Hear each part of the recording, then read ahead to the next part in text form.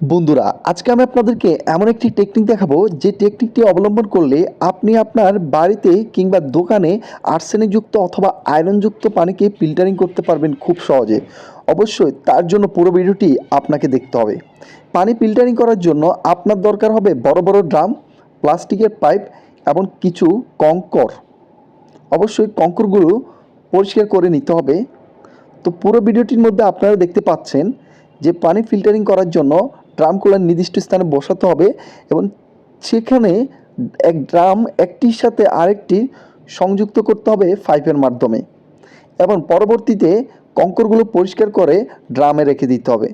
ড্রামে রেখে দেওয়ার পর একটি ড্রামে আর্সেনিকযুক্ত কিংবা আয়রনের পানি দিতে হবে। দেওয়ার পর আস্তে আস্তে আর্সেনিকযুক্ত পানি থেকে আপনার পাইপের মাধ্যমে আলাদা হয়ে পরিষ্কার পানি অন্য ড্রামে